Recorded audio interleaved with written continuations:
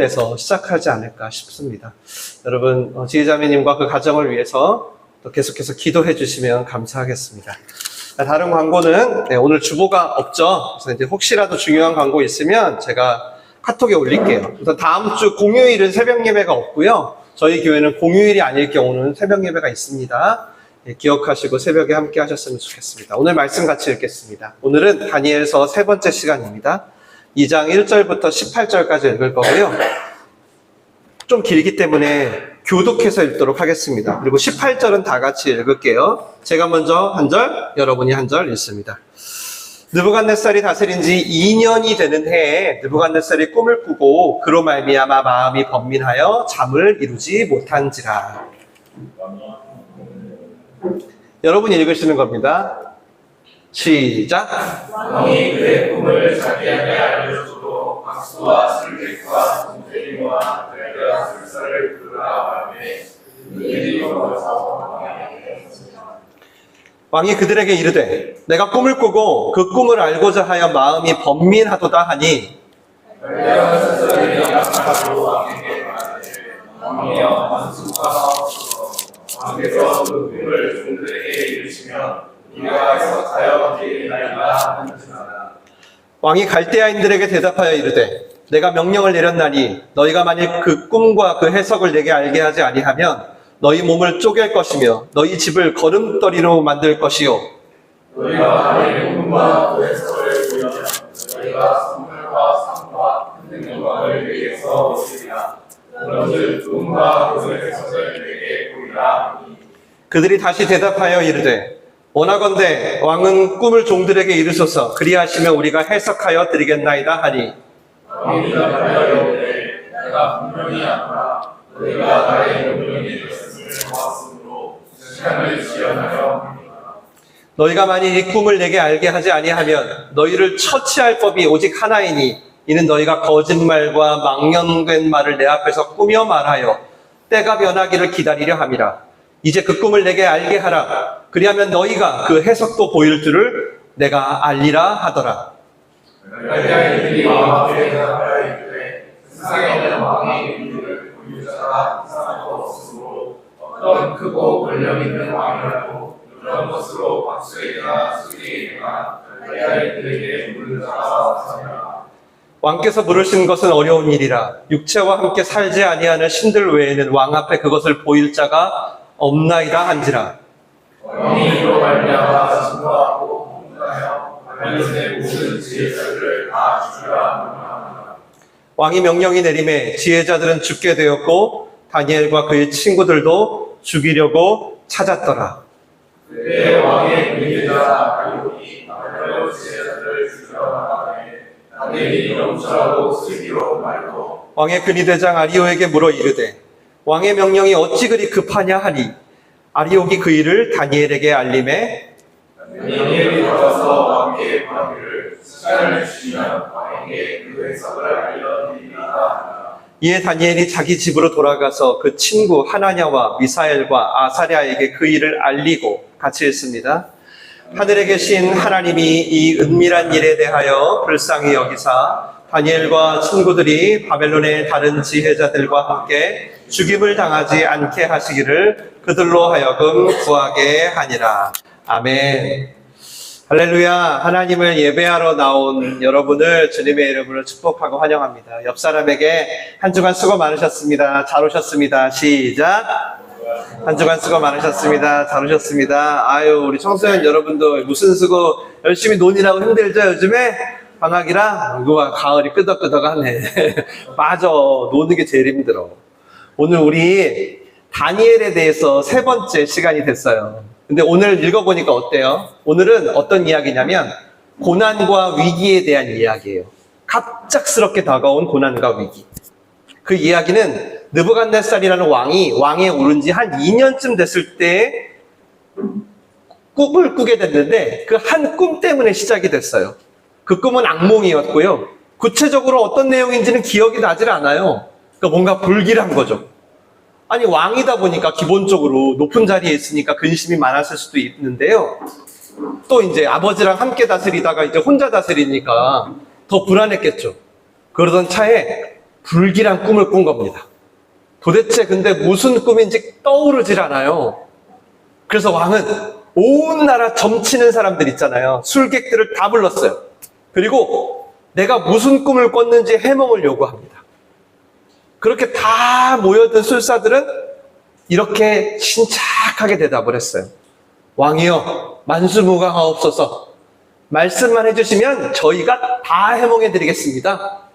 어떤 꿈을 꾸셨는지요? 했더니 왕이 이놈들! 바로 화를 내는 거예요. 이것들이 야, 내가 꿈이 생각이 안 나니까 지금 무슨 꿈인부터 맞춰야지 하는 거예요. 그러면서 아주 잔인한 말을 합니다.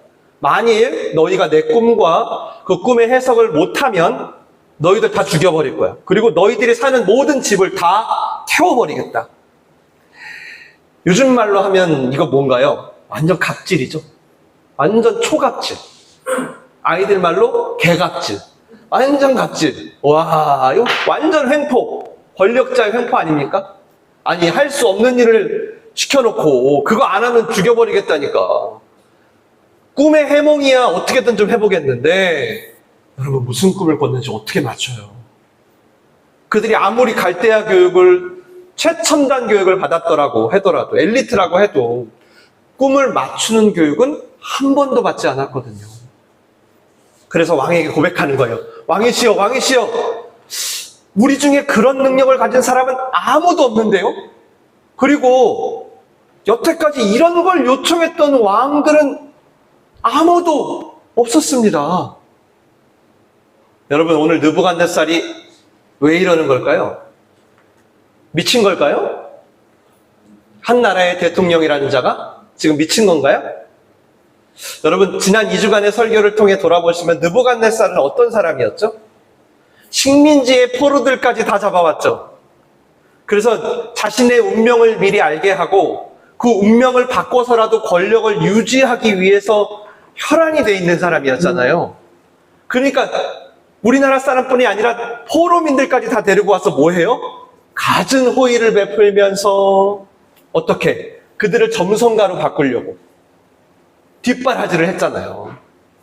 그들의 지식을 통해 나에게 혹시 위기가 오면 재앙이 닥치면 그 모든 재앙을 피해보려고 어떻게든 나를 지켜보려고 했잖아요. 여러분, 그래서 그렇게 공을 들이고 대접을 해준 거예요. 근데 갑자기 위기가 닥쳤어요. 그런데 도움은커녕 안일하게 꿈을 알려주면 풀어주겠다 하니까 이제 화가 난 겁니다. 야, 내가 니들을 어떻게 교육시켰냐? 바로 이런 위기가 닥치면 나를 보호해주고 내 운명까지 바꾸라고 내가 그렇게 너네한테 교육비 내주고 그 맨날 진수성찬 차려주고 한 거 아니야? 근데 꿈을 말하기 전에는 해몽할 수가 없다고? 야, 그건 곧 나의 불안과 위기를 해결해 줄 수 없다는 얘기야! 열받았어요. 화를 냈습니다. 여러분, 즉 이건 뭐냐면요. 어떤 힘과 권력을 가진 자의 단순한 횡포와 갑질이 아니라요. 어떤 권력자가 자기 거를 지키기 위해 갖게 된 불가피한 불안인 거예요. 초조함. 이 불안한 모습이 나타나기 시작한 거예요. 하지만 그토록 왕이 애지중지 키웠던 이 갈대아의 술사들이 오늘 어때요? 이 문제를 해결할 능력이 애초부터 없어요, 이들은. 그들이 할 수 있는 일은 딱 하나. 뭐예요? 왕의 꿈이 뭔지를 말하는 게 아니라 뭐예요? 아니, 지금 이 어처구니 없고 지금 이 무모한 이 일을 왕에게 설득하는 거예요. 왕이시여, 지금 상식이 없네요, 왕이. 이런 일뿐이에요. 근데 여러분, 그 극도로 불안해진 왕은 지금 어때요? 이 왕의 분노를 삭히기에는 아무런 영향력이 없습니다, 그들의 말이. 아마 이걸요, 느부갓네살 왕도 알고 있었을 거예요. 이런 걸 요구한 적이 이전에는 한 번도 없었다는 것도요. 그리고 내가 이걸 요구하는 게 얼마나 무모한 일인지도 알았을 거예요. 근데 그냥 미치도록 두려운 거예요. 지금 미치도록 불안한 거예요. 정말 미치도록 초조한 거예요. 이 불안과 두려움이 그를 과격하게 만들었어요. 그 권력과 돈을 지키려는, 손해보지 않으려는 그동안의 간절함이 지금 마치 미치광이와 같은 막 분노를 만들어내고 있는 거예요. 그렇게 왕은 마침내 아까 여러분 읽었나요? 모든 지혜자들을 전부 죽이라는 명령까지 내리게 됩니다. 이들은 다 밥벌어지들이라는 거예요. 다 죽이라는 거예요. 왕이 최고로 대접하고 온갖 교육을 다 시키고, 근데도 왕을 지켜낼 수 없을 뿐만 아니라 나라의 위기를 건질 수 없다고? 이런 무능한 것들, 이런 다 죽어야 돼. 저는 오늘 이걸 준비하면서 역시 이 특혜는 그냥 받는 게 아니에요. 그만큼 책임이 따라요. 정말. 이 불호령에, 그리고 드디어 누구한테까지 갔을까요? 이 소식이 다니엘과 세 친구에게까지도 닥쳐옵니다. 대부분 재앙은 갑자기 임하잖아요. 자고 일어났더니 3년간 공부했다는 이유만으로 지금 목숨을 잃을 위기에 처합니다. 여러분, 수많은 공적을 세운 그 노련한 신복들도 살아남기 어려운데, 지금 이 3년 이제 막 졸업한 청소년들이잖아요. 지금 16살, 17살 비슷하네. 이 청소년들이 왕의 칼을 피할 수 있을까요? 어림도 없어요. 인생 세옹찜 하죠. 대접받을 때만 해도 좋았는데 오히려 이게 죽음으로 몰고 갈 줄이야. 상상도 못했어요. 이런 일촉즉발의 위기를. 그리고 드디어 군대 장관 아리옥이 다니엘 집의 문을 두드립니다. 그리고 즉시 체포합니다. 따라와! 그리고 오늘 우리는 이 갑작스러운 위기의 장면에서 다니엘의 모습을 주목해서 하나님의 말씀을 들을 겁니다. 여기에 여러분 각자를 향한 오늘 하나님의 말씀이 있어요. 먼저는 오늘 다니엘은 마치 기다렸다는 듯이 아리옥에게 뭐라고 하냐면 먼저 제안을 합니다. 나를 왕에게 데려다 달라는 거예요. 그럼 내가 꿈을 해석하겠다는 거죠.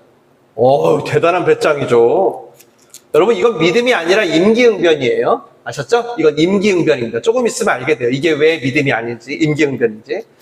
대단하죠. 이 상황에 다 지금 목이 잘려 죽어나가고 있는데 당연히 아리옥은 어떻게 했을까요? 당장 끌고 갑니다. 그렇게 다니엘은 왕 앞에 서요.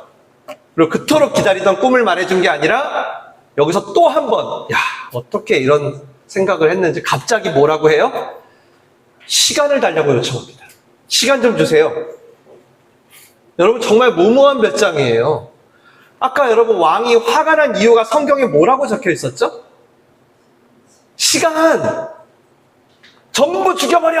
라고 한 이유가 뭐였어요? 이 술객들이 시간 벌기로 생명을 연장하려고 하고 있다. 근데 다니엘이 지금 그걸 알면서 뭐라고 그래요? 시간을 달라고 요청하는 거예요.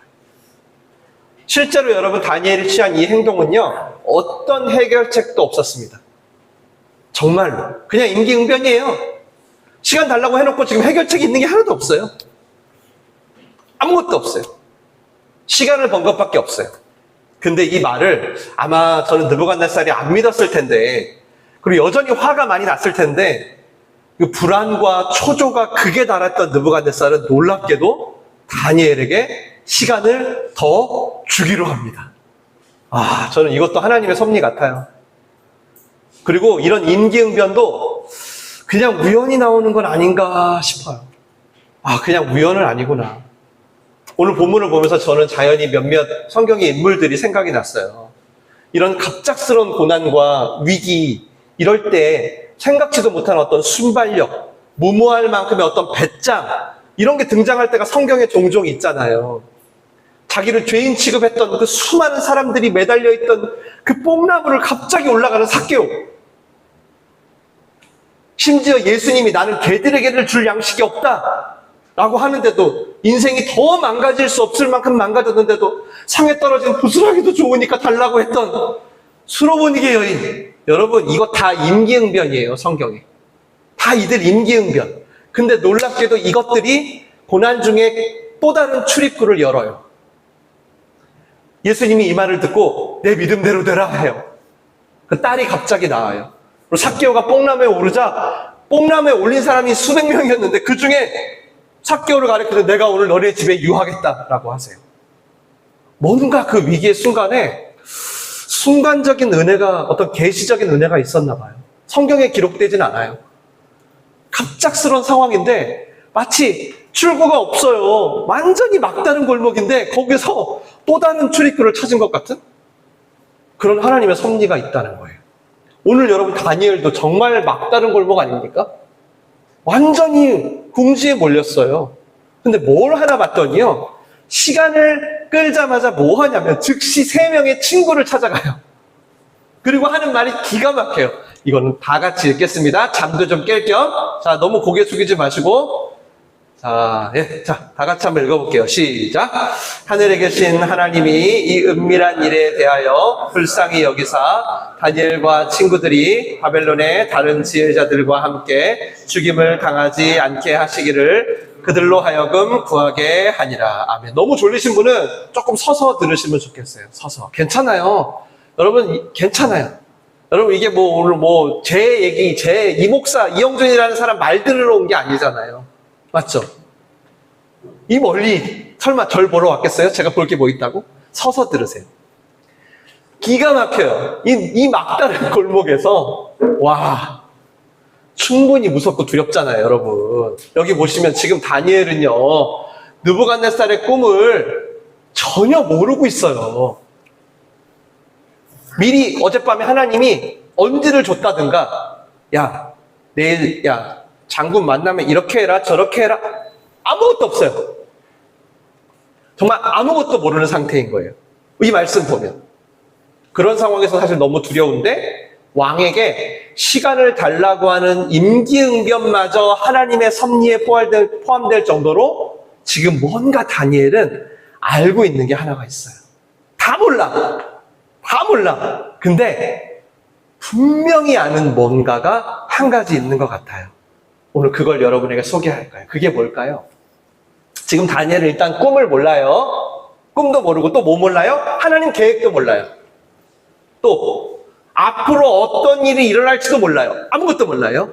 그저 두려움과 떨림만 교차해요.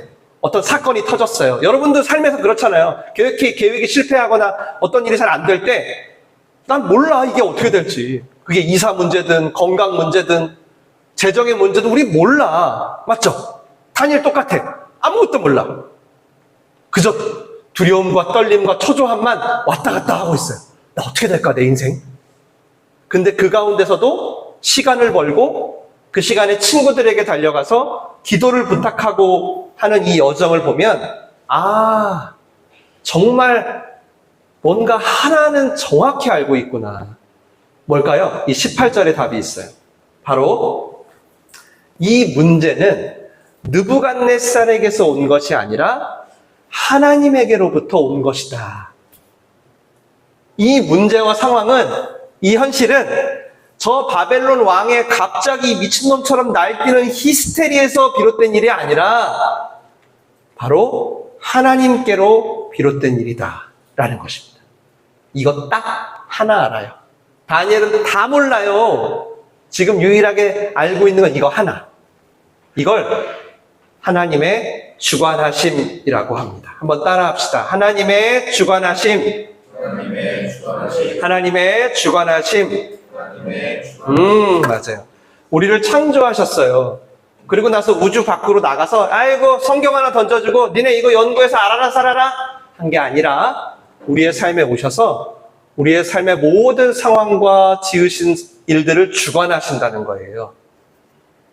우리는 인간의 본능상 사실은 여러분에게 어떤 일이 발생하면 그것에 대한 위기, 이런 어려움들은 대부분 눈에 보이는 상황과 사건이 만들어냈다고 생각을 해요. 그런데 그 중에 어떤 분이 있냐면 보이진 않는데 이 뒤에서 모든 일을 주관하는 분은 하나님이 아닐까? 라는 것을 바라볼 수도 있다는 거예요. 그리고 이것이, 잘 들으세요, 앞으로 수많은 여러분의 위기 속에서 또 다른 출입구를 열게 되는 절대적인 요인이 됩니다. 삭개오도, 스로보니게 여인도, 다니엘도, 성경의 수많은 믿음의 선배들도, 그리고 지금 여러분도 다 똑같아요. 어떤 상황에서도 하나님을 이 모든 일의 주관자로 내가 수용하고 나면 비로소 뽕나무도 보인다는 거예요. 비로소 시간도 벌게 된다는 거예요. 친구들과 기도할 생각도 난다는 거예요.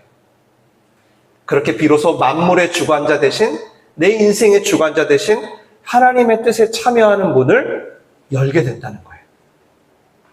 물론 이 모든 것을 하나님이 주관하신다라는 걸 안다는 것만으로 지금 당장 어떤 불안과 위기, 어떤 이런 초조함에서 벗어나지 못할 수도 있어요. 그러나 여러분 잘 들으세요. 이 바라봄은 반드시 어떠한 상황 속에서도 절망하지 않고 하나님의 도움을 기다릴 수 있는 충분한 믿음이 됩니다. 그래서 예수님도 이런 자들만 만나면 가던 길을 멈췄던 거예요. 멈추지 않을 수가 없었어요. 왜? 이게 본인이 십자가에서 할 일이라. 이걸 하나님 나라의 메커니즘이라고 해요. 예수님이 멈추는 거예요. 정말 나를 주관자로 받아들이는 사람들 때문에.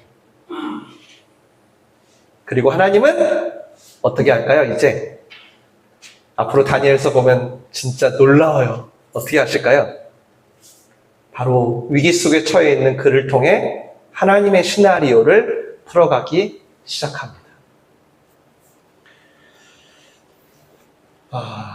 여러분은 혹시 어떠신가요? 여러분이 지금 경험하는 크고 작은 위기들이 있잖아요. 문제들이 있잖아요. 때론 오늘 다니엘처럼 도저히 이해할 수 없는 어떤 미친놈 같은, 미치광이 같은 사건이 만약에 하나님께로 온 것이라고 한다면, 하나님이 주관하고 계신 것이라면 여러분 어떠신가요? 막 위로가 되고 막 새로운 출입구가 보이고 막 그러나요? 아니면 오히려 하나님이 너무 원망스럽고 다시는 교회 안 다니고 싶고 막 그러면서 분노에 쌓이시나요? 만약 지금 여러분의 사업을 어렵게 하신 분이 하나님이에요. 그리고 조금 더 나아가 봅시다. 제가 오늘 장례 예배 다 드리고 와서 같은 마음으로 오늘 설교했는데 우리를 아프게 한 분이 만약에 하나님이야. 그럼 정말 위로가 되세요? 한번 생각해 봐요. 도대체 왜 그러셨냐고, 어떻게 이럴 수가 있냐고 막 멱살을 잡고 싶지만 그래도 아직 이해가 되진 않지만 그래도 좀 짐을 내려놓을 수 있나요? 저는 처음에는 이 하나님의 주관하심이 솔직히 아니 어떻게 주관하신다며 이럴 수가 있어? 라는 입장이었어요. 너무 실망했어요. 너무너무. 하나님 다 아셨는데 그러셨다고요? 하면서 너무 아픔이 커서 막 하늘을 향해 멱살을 잡을 수가 없잖아요. 돌이라도 던지는. 그러고 싶었던 것 같아요. 근데 제가 신앙생활을 하면서 곰곰이 생각해 보니까요. 이것도 물론 하나님의 어떤 계시적인 은혜인 것 같아요. 하나님이 왜 나를 힘들게 했는지 물론 이해는 안 가요. 이해는 안 가는데 답답하죠. 인간이니까 답답한데 그래도 여러분 한번 생각해 보세요. 이 일이 하나님의 손에 있는 게 아니라 만약 느부갓네살의 손에 있었다면 어떠실까요? 그럼 정말 절망 중에 절망 아니에요? 제가 전에 나눴던 그 군대에서 생긴 제 턱 장애도 마찬가지인데 전 지금도 입이 잘 안 벌려지거든요. 저에게 그때 왜 장애를 주셨는지, 왜 하필 내가 당해야 했는지 이해할 수가 없어요. 이 장애를 통해 뭔 뜻이 있는지, 그게 나에게 어떤 의미인지 몰라. 근데 이 장애를 하나님이 주관하신 거라고 생각한다면, 하나님이 함께 하시는 가운데 벌어진 일이라고 제가 믿는다면, 그래도 거기에는 내가 모르는 하나님의 선하신 뜻과 계획이 있겠지 하면서 수용하며 살 수는 있을 것 같아요. 그런데 만약에 이 장애가 사실 내가 재수가 없어서 그런 거다. 그날 괜히 오지랖에 내가 후임들 대체근무 나가주겠다고 하다가 나서가지고 남들은 다 괜찮은데 내가 걸린 거야. 그건 뭐 하나님도 어쩔 수 없는 거래. 였다면 제가 정말 화나서 견딜 수가 없을 것 같은 거죠. 어쩌다가 내가 이렇게 됐냐 하면서, 원망하면서. 그래서 여러분 꼭 기억해야 될 게 있어요. 여러분이 크리스찬이라면, 정말 여러분이 그리스도 안에 있는 자라면 여러분이 경험한 모든 일들은 그게 고난이든 위기든 갑작스럽든 미리 알게 됐든 반드시 하나님께로부터 온 것이어야 합니다. 그래야만 여러분에게 소망이 있고 또 다른 출입구도 보이게 돼요. 우리의 상대가 너무 잔인해. 도저히 이해할 수 없는 미치광이 같은 무슨 막 무지막지한 힘으로 꿈 못 맞추면 다 죽여버릴 거야 하는 막 말도 안 나오네. 느부갓네살 같은 자래요. 그럼 여러분 우리 정말 아무것도 못 하잖아요. 뭐 하겠어요? 이 정도 권력 있는 사람 앞에서. 할 수 있는 게 있어요? 없어요.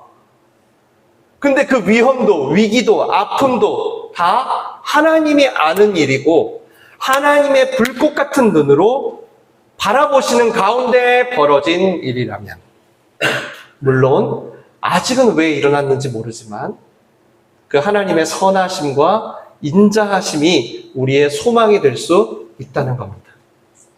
아픔에도 불구하고 주관자 되신 하나님을 인정하는 자들에게 나타나는 하나님의 출입구가 있다는 거예요. 아마 예수님의 제자들도 그랬을 거예요. 아주 비슷했을 것 같아요. 오늘 다니엘하고. 뭐냐면 3년간 동고동락했던 예수님이 갑자기 로마 군인들에게 잡혀가가지고 채찍에 맞고 막 살점이 뜯어나가고 막 머리에 가시 면류관을 쓰고 십자가에 못 박히는 거예요. 그러니까 사람들이 옆에서 막 말해요. 어디 하나님이 저를 구원하나 보자. 야, 지가 하나님 아들이라며. 이 말이 여러분 무슨 말이에요? 저 십자가 사건이 로마 군인들과 대제사장한테 비롯된 것인지 아님 진짜 하나님한테 비롯된 것인지 한번 보자, 이 말이에요. 십자가에 정말 하나님의 계획이 있을지 아니면 그냥 저거는 괜히 폭동을 일으키는, 아이고 참 미련한 저 폭동, 아이고. 근데 십자가가 죽음으로 끝났잖아요. 그러니까 어때요, 사람들이? 그래, 이건 역시 빌라도와 대제사장들이 계획하고 주관한 일이야. 니네는 졌어. 다 숨어. 다 도망가잖아요, 막. 곧 십자가가 죽음으로 끝나는 것 같으니까. 졌어. 그냥 한 3년쯤 폭동을 일으킨 그냥 예수란 이름을 가진 그냥 죄수의 일일 뿐이야. 라는 거죠. 근데 글쎄, 여러분, 성소년 여러분, 3일이 지나자 그게 아니게 된 거예요. 그건 로마의 빌라도와 대제사장이 주관한 일인 줄 알았는데 세상에 사실 이 모든 일은 하나님이 주관하셨던 일이었던 거예요. 그들도 느부갓네살처럼 포악하고 굉장히 잔인했지만 십자가가 단지 죽음이 결론이 아니라 부활을 통해서 하나님의 승리의 계획 안에 있었던 일이라는 게 온 세상에 드러나는 거예요. 지금 이 순간까지. 그래서 오늘 우리 예배 드리잖아요. 여러분은 이 십자가의 사건이 하나님의 선하신 계획이었다고 믿으시나요? 한 번 더 물어볼게요. 여러분, 이 십자가의 사건이 정말 하나님의 선하신 계획이었다고 정말 믿으시나요? 한치의 오차도 없는 하나님의 일이었다고 믿으시나요? 만약 그렇다면 잘 들으세요. 여러분이 지금 겪고 있는 모든 위기와 절망적인 상황들도 그렇게 믿으셔야 돼요. 여러분이 지금 경험하고 있는 모든 크고 작은 아픔들도 그렇게 믿으셔야 된다고요. 심지어 우리에겐 최악의 상황이 뭐죠? 인간에게 최악의 상황은 뭐예요? 데스, 죽음이잖아요. 죽음 안 무서워요, 여러분? 무섭잖아요. 최악의 상황. 근데 하나님 뭐라 그래요? 죽음조차 하나님의 사랑에서 끊을 수 없다라는 거예요.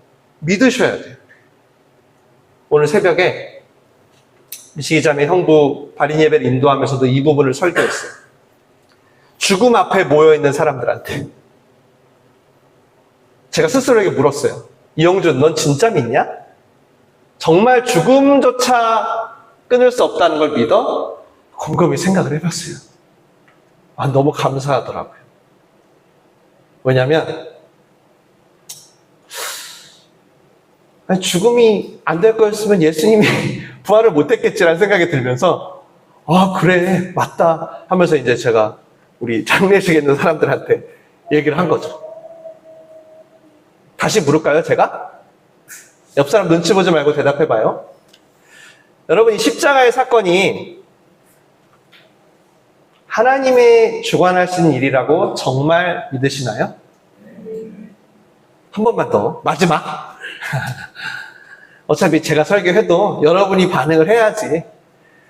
정말 한치의 오차도 없는 하나님의 일이었다고 믿으시나요? 그럼 여러분의 아픔과 위기 가운데 그렇게 믿으셔야 돼요. 심지어 죽음까지도.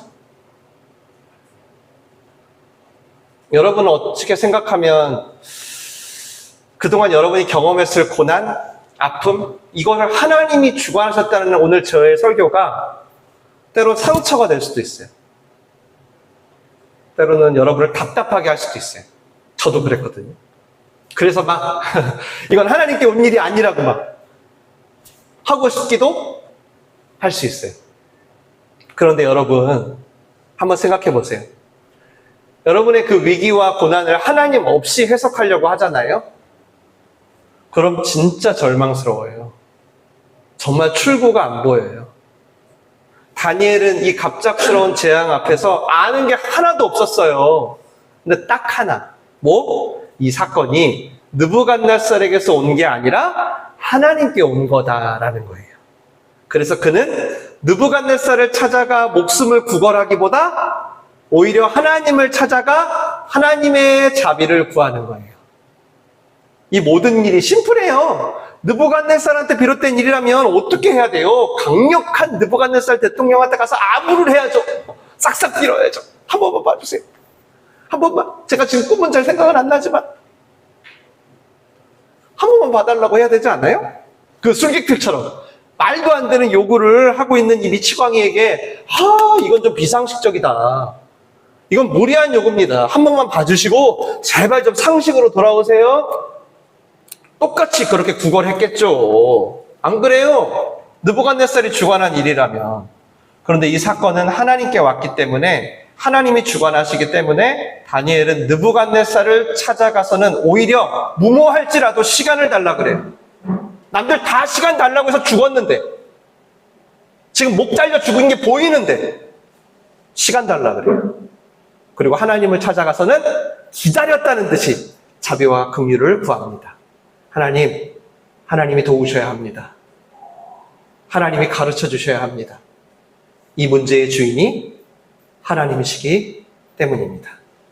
저와 여러분에게 올 한 해 위기가 찾아올 때마다 이 기도가 시작됐으면 좋겠어요. 온 세상의 주관자 되신, 여러분의 인생의 주관자 되신 하나님께서 여러분의 삶에 마음껏 개입하고 역사하실 수 있도록 이 중요한 기도를 오늘 다니엘이 시작한 거예요. 만약 이때로 돌아간다면 아마 저는 이 문제의 주인이 느부갓네살이라고 했을 것 같아요. 아니면 이 문제는 돈이 없어서예요. 이 문제는 제가 미치광이가 돼서예요. 이 문제는 실력이 없어서예요. 등등등등. 수많은 주관자들을 찾아다니겠죠. 그러나 다니엘은 어떤 미치광이가 날뛰어도 하나님이 주관자의 자리에 계시는 게 맞다는 거예요. 다니엘은 그게 맞다는 거예요. 제가 얼마나 미쳤는지 모르겠는데. 저도요, 개인적으로 이 고백을 해야 비로소 자유를 얻더라고요. 여러분도 해보세요. 저도 지금까지 인생의 파도와 위기를 겪으면서요, 만약 그때 제가 하나님, 이거 하나님 주관하신 일 아니죠? 분노와 절망만 충만해져요. 정말 힘들지만 그래도 하나님이 다 아셨습니다. 하나님이 함께 하신 가운데 일어난 일입니다. 갑자기 우리 로아 동생이 생각이 나가지고 여러분, 하나님이 우리 인생의 주관자가 되시도록 맡겨야 정말 숨을 쉽니다. 그리고요, 다른 출구도 보여요. 그래서 오늘 다니엘이요, 시간을 얻어가지고요, 친구들한테 달려가가지고 함께 기도해달라고 하는 장면이 이게 얼마나 중요한 장면인지를 제가 다시 깨달았어요. 이 진짜 절박한 상황에서. 여러분, 이런 상황에서도 기도하는 친구들이 있으시길 축원합니다. 축원합니다. 네. 없으시면 지금부터 만드세요. 오늘 이 기도는요, 이 일이 느부갓네살이라는 도저히 어떻게 보면 감당할 수 없는 파워, 돈, 권력, 그런 엄청난 자가 주관하는 일이기 때문에 쟤를 이기려면 더 큰 힘이 필요해. 더 많은 돈이 필요해. 더 큰 권세가 필요해. 더 큰 도움이 필요해. 그래서 하나님께 기도하는 게 아니에요, 지금 다니엘이. 그럼 여러분, 우리도 사람 찾지 기도 못합니다. 해보세요. 이럴 때 기도가 나오나? 여러분, 이런 위기 겪을 때 여러분 입에서 기도 안 나와요. 이 문제 빨리 해결해 주세요. 그럼 기도 안 나와요. 그건 립서비스고 여러분이 방법을 찾아다닙니다. 인간은 그런 존재예요. 지금 이 기도는요, 이 모든 것이 하나님께 비롯됐다는 거예요. 그러니까 당연히 하나님 앞에 나와 하나님의 자비를 구하는 게 맞다는 거예요. 그래서 여러분, 고난 중에 반드시 이 기도를 하셔야 돼요. 잠깐이라도. 그리고 하나님도 여러분이 이 기도를 하는 것을 너무 듣고 싶어 하세요. 단순히 막 사정만 하고 설득해가지고 내 문제를 해결하고자 하는 게 아니라 이 고난을 통해 하나님을 더 의지하고 하나님이 주관자가 되시는 그 사실 때문에 우리는 기도할 수밖에 없다는 거예요. 다 헤아릴 수 없잖아요. 우리가 하나님 어떻게 헤아려요? 하나님은 구름에 습기를 실어가지고 비를 내리는데 그 비가 어떤 곳에는 어때요? 그저 땅에 물을 주는데 어떤 곳에는 막 나쁜 사람들을 막 멸하는 형벌일 때도 있고, 뭐 어떤 곳에는 가뭄을 해갈해주는 은혜의 비일 때도 있잖아요. 우리 다 못 헤아려요, 하나님. 그래서 우리는 온 세상의 주관자 대신 내 인생의 주관자 되신 하나님께 나아가 자비를 구하는 거예요.